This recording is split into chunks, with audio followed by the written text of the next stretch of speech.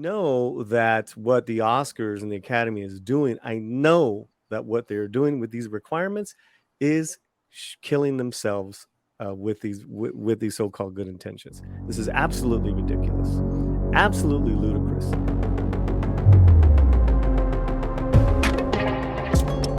Holly, how about you? Do you think there's anything that can be done to elevate minority filmmakers to get more recognition from these award ceremonies? Do you think this is the way to go about it, or do you think Richard Dreyfuss is correct in his quote?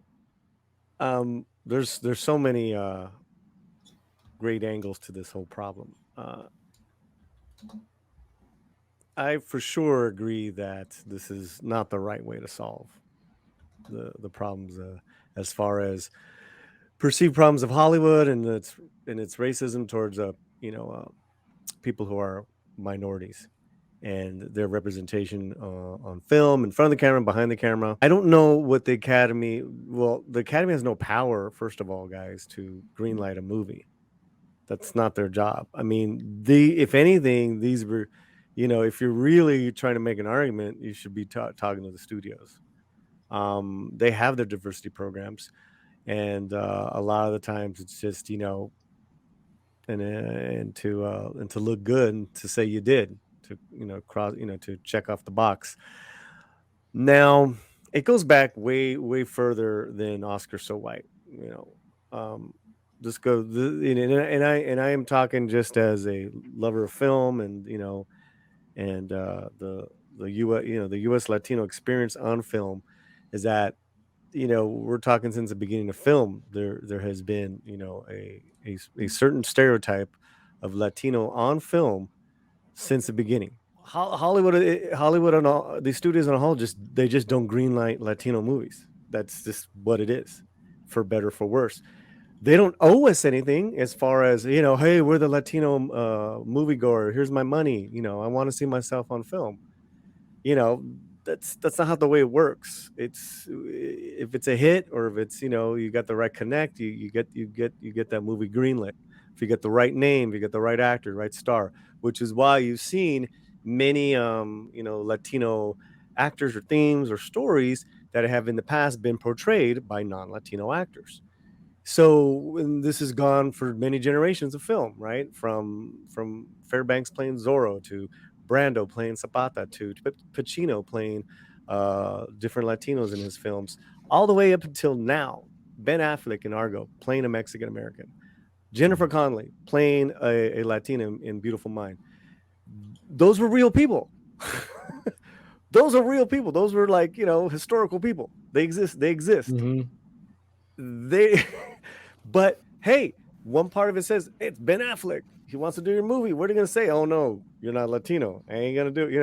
Of course you're going to say yes to Ben Affleck. Of course you're going to say yes to Al Pacino. That gets the movie done. So there's good and bad.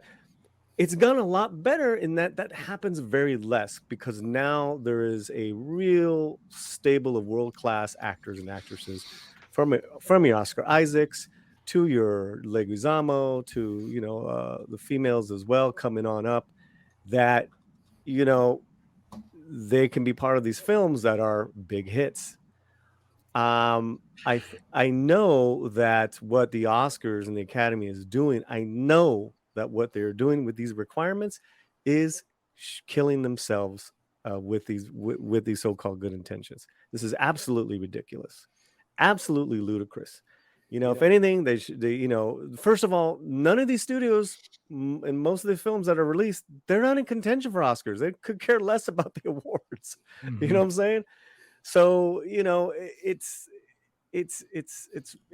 again, when we talk about that invisibility, man, you guys think of making shit up, because seldom when people talk about diversity and inclusion, they mean Latinos. It usually means Black people and LGBT. As far as Hollywood, what's the new term in Hollywood? BIPOC or something like that? Is that what they're all using? Black, Indigenous, peoples of color. You gotta have so many BIPOCs. Is that a new thing? I haven't heard that. You guys haven't heard that? Come on, I know. Well, you guys even have heard people that. of color to me is antiquated, right? Well, you could. Polly, I wanted to ask you. So, like, you mentioned that to the big studios, this isn't a big deal. But one of the things that the Oscar has always kind of excelled at is taking independents and little known filmmakers and kind of putting them onto center stage and putting the spotlight on them. And what these regulations seem to do is really like hurt the small indie creators that could benefit from an Oscar nomination or an Oscar win, as opposed to like the big studios. So like you have a lot of like kind of down and dirty indie filmmakers out there who might be people of color or belonging to like a minority, and because like maybe like they don't meet all the guidelines, all of a sudden like they're not eligible for an award, even though they made like a fantastic movie. You're right. So maybe like a Tarantino, when he first started out, or I think people like Chloe Zhao or Homeboy who did Parasite, Rodriguez, they get in. I don't know. But here's the other part of it, guys, is who would like to get in because of this? It's like, hey, you got nominated. It's like, yeah, but we had to cut out Kate Blanchett. We had to cut out that person. You know what I mean? It's like wow. I mean, I get that, because there's something. I mean, and I cannot say I could ever feel this way, but can somebody get a job and feel good about knowing that the only reason they got a job is because they're a diversity hire? I like I said, I cannot relate to that. But I know there's people out there that feel that way. And it's got to be kind of denigrating and humiliating, right? I mean, I don't know. It's like I said, I'm not a person that can relate to that, but I know it happens. Yeah. So. And listen, I'm just being honest with you guys, right? And you can take it for what it is, but Hollywood is, newsflash, is still a very racist place. Sure. And they just don't get it. And when they do, when